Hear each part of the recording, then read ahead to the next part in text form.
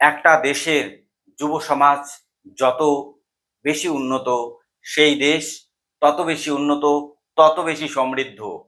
আমাদের বর্তমান রাজ্য সরকার যুব সমাজকে নিয়ে একটি প্রকল্প চালু করতে চলেছে। প্রকল্পটির নাম হচ্ছে যুব শক্তি প্রকল্প। যেই প্রকল্পটি চালু করেছিল পূর্বতন রাজ্য সরকার, একেবারেই শেষ পর্যায়ে তারা চালু করেছিল, একদম বিধানসভা ভোটের আগে আগে। যার আর্থিক সহায়তা হয়তো কেউ একবার বড়জোর দুবার পেয়েছে, তারপরেই কিন্তু আমাদের রাজ্যে পালাবদল ঘটে।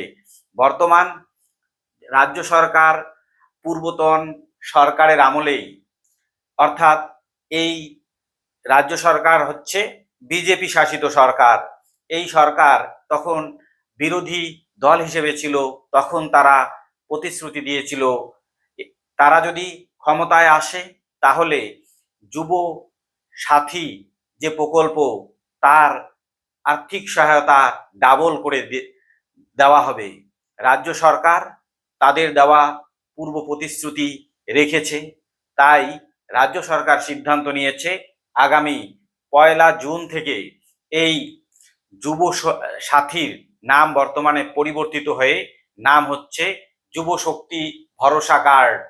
এই সুবিধা তারাই পাবে যারা যারা যুব সাথী প্রকল্পের জন্য আবেদন করেছিল এবং যারা যারা যে অ্যাকাউন্ট নাম্বারে যুব সাথী এর আর্থিক সহায়তা পেয়েছিল, তারা কিন্তু সেই অ্যাকাউন্টে ডিবিটি লিঙ্ক থাকতে হবে, সচল ব্যাংক অ্যাকাউন্ট থাকতে হবে।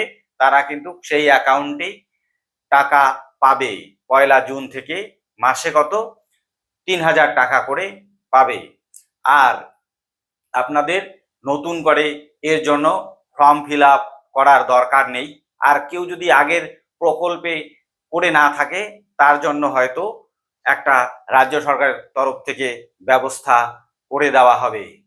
যুব সাথী এই যে প্রকল্পের নাম বর্তমানে যুব শক্তি ভরসা কার্ড, এর উদ্দেশ্য কি? এর উদ্দেশ্য কিন্তু গঠনমূলক একটা উদ্দেশ্য রয়েছে। পড়াশোনা কমপ্লিট করার পর একজন স্টুডেন্ট যখন পড়াশোনা শেষ করে, তখন তাকে কিন্তু কর্মসংস্থানের দিকে ছুটতে হয়। কর্মসংস্থান হতে যদি সময় লাগে, তখন তাকে কিন্তু একটা আর্থিক একটা সহায়তার প্রয়োজন হয়ে থাকে। তার জন্য তারা পার্মানেন্ট কোনো কাজের আগে কোনো হয়তো টেম্পোরারি কোনো কাজে ঢোকে, কেউ হয়তো টিউশন পড়ায়। এই আর্থিক যে চাহিদা তা মেটানোর জন্য, তাতে অনেকের অনেক কষ্ট হয়। এবারে আপনারা যারা ছাত্র রয়েছেন, যারা কমপ্লিট করেছেন, যারা চাকরির জন্য প্রস্তুতি নিতে চলেছেন, তাদের কিন্তু ভীষণ সাহায্য করবে এই যুব শক্তি ভরসা কার্ড।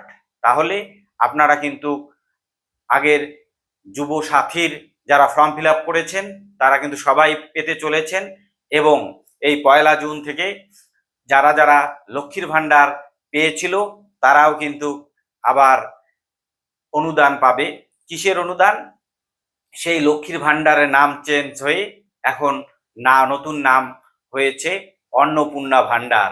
অর্থাৎ আপনারা যারা যারা 21 থেকে 40 বছর বয়সী রয়েছেন, তারা করতে পারবেন এই যুব শক্তি ভরসা কার্ড। আর মোটামুটি 60 বছর পর্যন্ত যে সমস্ত মহিলা রয়েছে, তারা কিন্তু যুব তারা এর আগে যেহেতু লক্ষ্মীর ভাণ্ডার পেয়েছিল, এবার তারা অন্নপূর্ণা ভাণ্ডার পাবে।